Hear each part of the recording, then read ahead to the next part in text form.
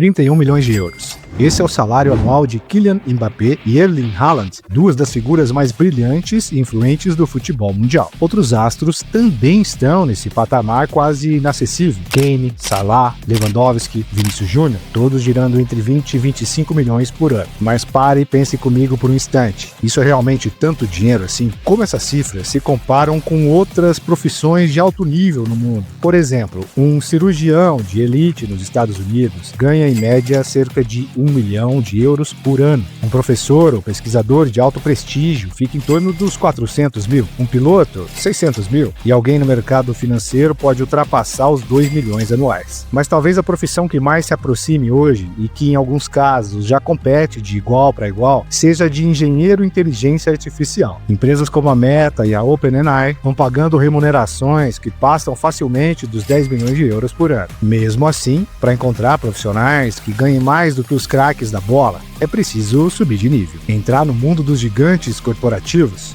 Os CEOs. Andy Jassy, da Amazon, por exemplo, recebeu 37 milhões de euros em 2024. Tim Cook, da Apple, levou impressionantes 69 milhões, cifras que parecem intocáveis até que olhamos de volta para o futebol. Porque lá também tem alguém que joga em outra dimensão financeira, Cristiano Ronaldo. O português recebe nada menos que 210 milhões de euros por temporada no Al Nassr, da Arábia Saudita. Mais do que o dobro do salário do homem que comanda a empresa por trás do iPhone, e 6 vezes mais do que Mbappé. Uma insanidade. Mas aqui vai o detalhe que pouca gente percebe. Todas essas cifras se referem apenas ao salário base. Elas não incluem os outros fatores que podem aumentar ou até diminuir o valor real que o jogador leva para casa. Então, para entender quanto um craque realmente ganha, vamos fazer um pequeno exercício de imaginação. Feche os olhos. Imagine que o sonho se realizou. Você acaba de assinar o seu primeiro contrato profissional de futebol. No papel, além do salário, tem 5 elementos que vão modificar drasticamente o valor final que você vai receber. 4 deles são excelentes notícias para o seu eu jogador. O último é o vilão da história. E acredite, importa mais do que parece. Mas vamos começar pela parte boa. O primeiro item é a famosa luva, ou prêmio de assinatura, um valor pago pelo simples ato de colocar o seu nome naquele contrato. Sim, vocês ouviram direito, só por assinar o papel. Um simples rabisco e milhões de euros caem na conta. A intenção do clube é clara: seduzir o jogador, fazê-lo dizer sim. E embora esse tipo de recompensa costume aparecer quando tem uma transferência, ela também pode estar presente em uma renovação de contrato. Poucos souberam explorar isso tão bem quanto o Kylian Mbappé. Em 2022, o PSG precisou desembolsar nada menos que 130 milhões de euros para mantê-lo por mais algum tempo em Paris. E note, não estamos falando de salários, bônus por desempenho ou metas atingidas. Foi apenas pela assinatura, pelo simples ato de continuar. 2 anos depois, quando o francês trocou o Parque dos Príncipes pelo Real Madrid, os merengues repetiram o ritual e garantiram outros 125 milhões de euros ao atacante, só para selar o compromisso. Para comparar, a Meta, gigante da tecnologia, chegou a oferecer bônus milionários a funcionários da OpenAI para convencê-los a mudar de empresa. E mesmo assim, o mercado ficou em choque. No futebol, porém, cifras assim são tratadas como parte natural do jogo. Seguimos nosso mergulho no primeiro contrato profissional. Chegamos ao próximo componente, a bonificação por fidelidade. O nome já entrega o conceito, é o dinheiro pago por permanecer fiel ao clube. Na prática, significa cumprir o contrato até o fim. Talvez você esteja pensando, mas a assinatura do contrato e o prêmio de contratação não são para isso também? Bom, não exatamente. Durante um vínculo, é comum que outros clubes apareçam com propostas tentadoras. Essa bonificação existe justamente para conter esse impulso. É o clube dizendo: fique, cumpra o combinado e será recompensado por isso. Por exemplo, se faltar apenas 1 ano de contrato, talvez valha mais a pena ficar até o final e garantir essa quantia extra. E adivinha quem também dominou esse jogo como ninguém? Mbappé, de novo. Em 2024, ao cumprir integralmente seu contrato com o PSG, o astro teria recebido entre 60 e 80 milhões de euros só por sua lealdade. Interessante, né? Porque o bônus de fidelidade e o bônus de assinatura jogam em campos opostos. Um paga por ficar, o outro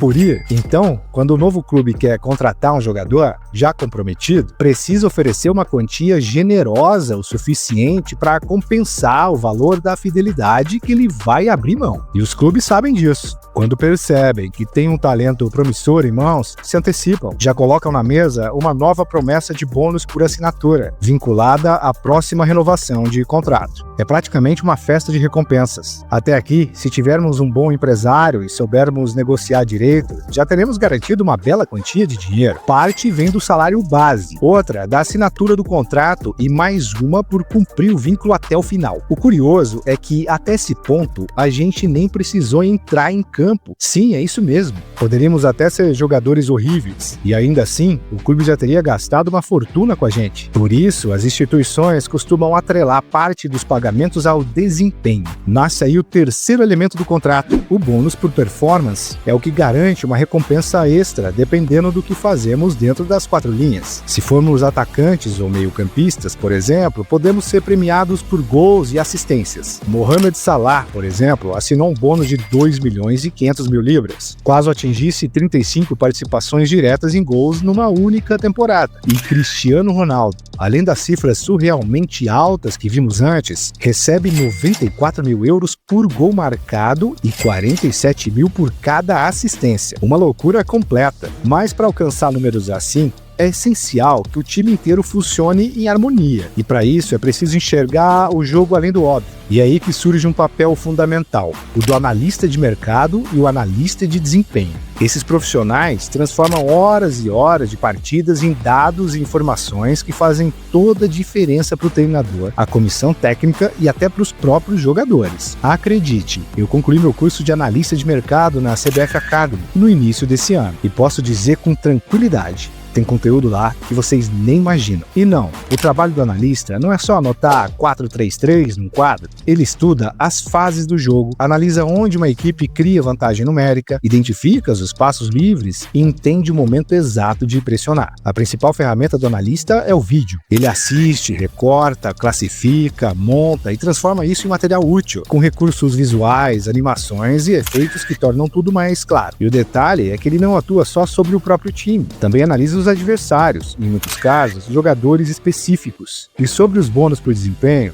calma, que tem mais. Se o seu talento está na defesa, pode relaxar. As recompensas também te esperam. Virgil van Dijk, por exemplo, no Liverpool, pode receber até 750 mil libras se conseguir manter 22 partidas sem levar gols. E se o assunto é balançar as redes, ou melhor, evitar que elas balancem, precisamos falar dos goleiros. De acordo com várias fontes, Gianluigi Donnarumma teria acertado prêmios com o Manchester City, que chegam a 3 milhões de euros, por metas como partidas com gol zerado ou sequências sem sofrer gols. Mas o mais importante é que, em alguns casos, nem é preciso fazer gol, dar assistência ou garantir jogos invictos. Às vezes, o simples fato de pisar no gramado já é o suficiente. E acredite, isso pode mudar completamente a vida de um jogador. Quer um exemplo? Voltemos a 2002. O nome Kieran Richardson, um menino de apenas 18 anos que estava no Manchester United, ainda sem contrato profissional. Seu salário, 180 libras por semana. Mesmo assim, Sir Alex Ferguson o chamou para o banco em um jogo da Champions League. E já com resultado garantido, faltando poucos segundos para o apito final, ele deu a ordem: Kieran, entra agora, sem aquecer. O seu árbitro pode fazer a troca, ele vai jogar. Por quê? Porque Ferguson sabia que, ao entrar em campo, o jovem seria elegível para receber um bônus especial, algo que mudaria completamente seu mês. E mudou. Naquele pagamento, em vez das habituais 180 libras, Kieran Richardson recebeu 12 mil. E não para por aí. Os bônus podem ser individuais ou coletivos. O Real Madrid, por exemplo, teria prometido 1 milhão de euros a cada jogador, caso vencesse o Mundial de Clubes de 2025. Uma recompensa à altura dos gigantes, porque no futebol, até o sucesso coletivo vem acompanhado de prêmios milionários. Às vezes, as recompensas ultrapassam o valor do dinheiro. Em 2016, o Conto de Fadas do Leicester ganhou um detalhe digno de Hollywood. Os dirigentes prometeram um BMW i8, um carro esportivo avaliado em 135 mil euros, a cada jogador, caso conquistassem a Premier League. E eles conquistaram, mas o melhor veio depois. Quando perguntaram ao técnico Claudio Ranieri se ele também ganharia um carro, o italiano respondeu com aquele sorriso característico: alguns presentes são só para eles, não para mim. Preciso falar com o dono. Esse tipo de situação mostra bem como os clubes podem criar diferentes tipos de bônus e prêmios dependendo da função de cada jogador. Recompensas que, acredite, só fazem crescer o valor final do contrato. Mas é aqui que encerramos a parte puramente esportiva do acordo. Porque, e talvez você nunca tenha parado para pensar nisso, o impacto de um jogador vai muito além do que ele faz com a bola nos pés. O que acontece fora de campo se tornou cada vez mais importante. E junto com essa nova dimensão de influência, surgiu um ativo que hoje é tão valioso quanto o talento: a imagem. Esse é o quarto grande elemento de um contrato. Quando falamos em direitos de imagem, estamos tratando do controle sobre o uso da nossa aparência, da voz, do nome e de qualquer detalhe que nos identifique como figuras públicas. Tecnicamente, todos possuem esses direitos.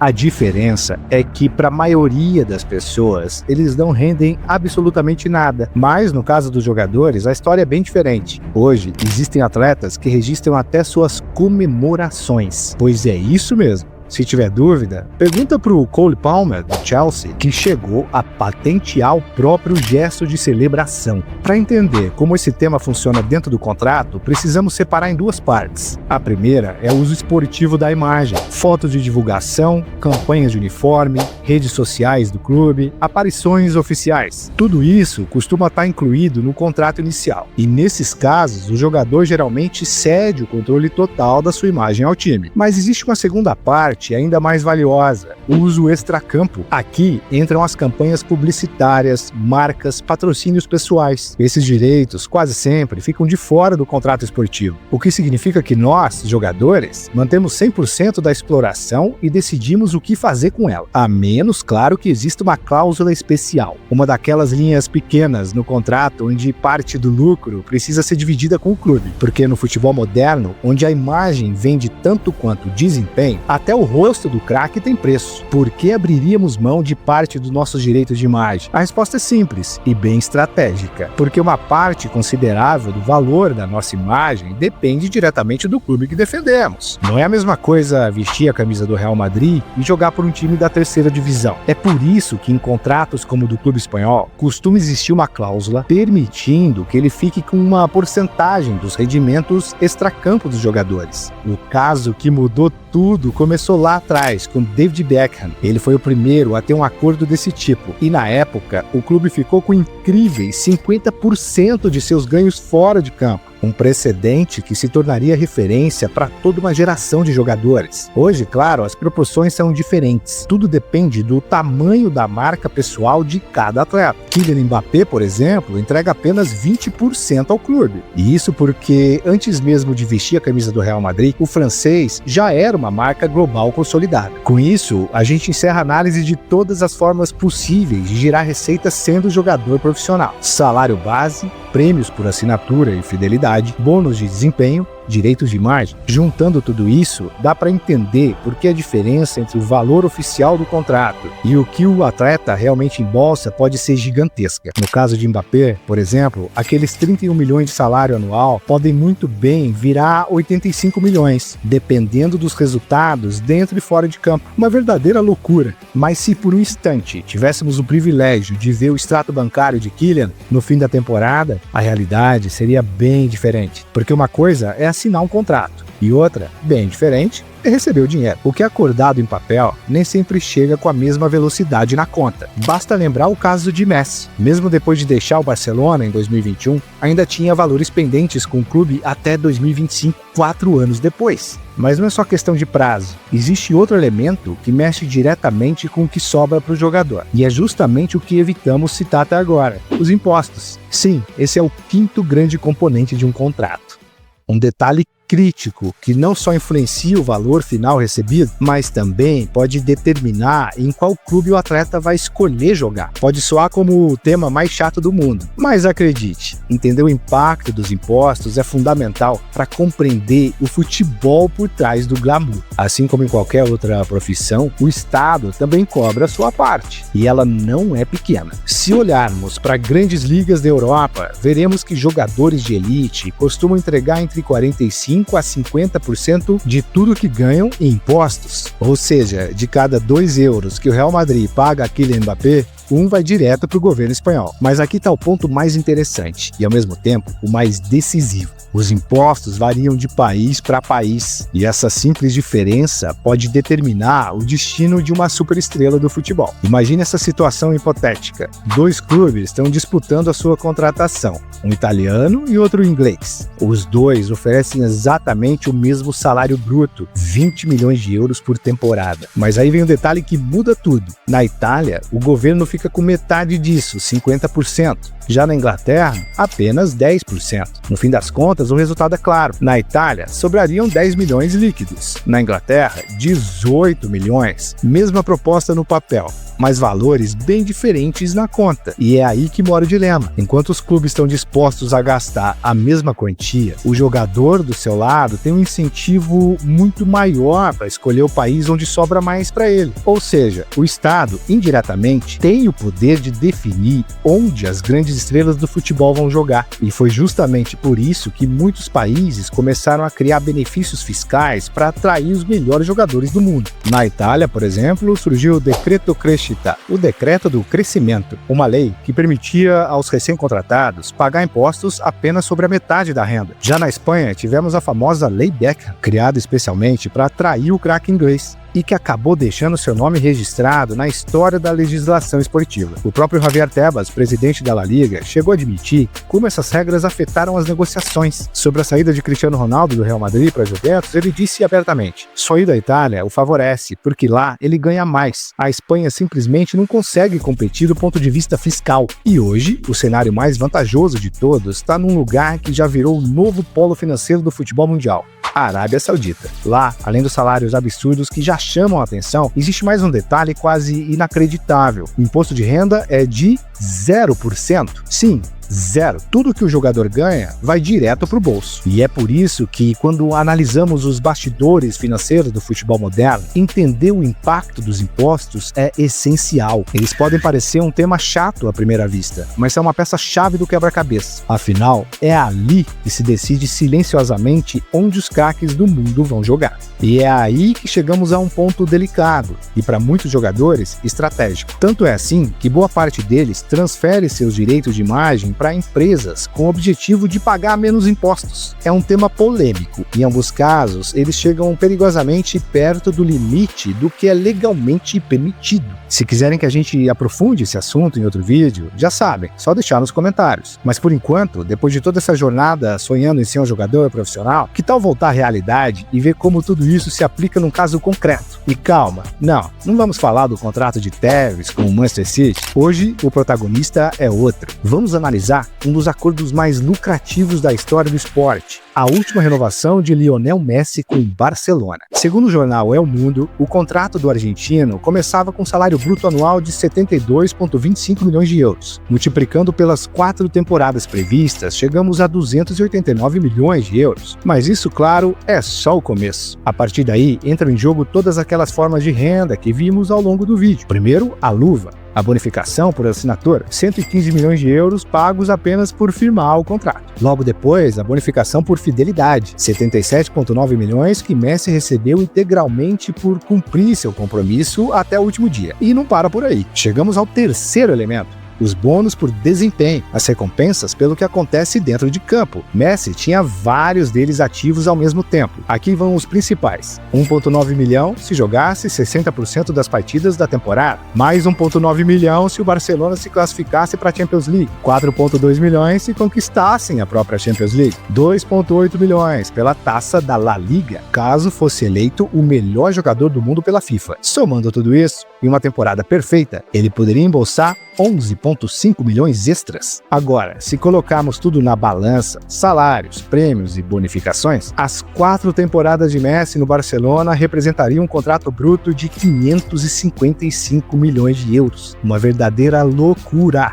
Mas, como já sabemos, esse não é o valor que foi parar na conta do camisa 10. Ainda faltam os impostos, e calcular isso manualmente seria quase outro vídeo inteiro, mas dá para ter ideia da dimensão. Dos 555 milhões, cerca de 275 milhões foram direto para o Estado espanhol, ou seja, praticamente metade do total. Mesmo assim, o que sobrou ainda impressiona, algo em torno de 70 milhões líquidos por temporada, o que equivale a 5,8 milhões por mês, 194 mil por dia e mais de 8 mil euros por hora. Não há o que discutir. Ser jogador de futebol profissional continua sendo uma das profissões mais bem remuneradas do planeta. E, mais importante ainda, nada indica que isso vá mudar tão cedo. Então já sabe, se curtiu o vídeo, se inscreve no canal, deixe seu comentário e compartilhe com aquele amigo que ainda acha que futebol é só correr atrás da bola. A gente se vê no próximo episódio.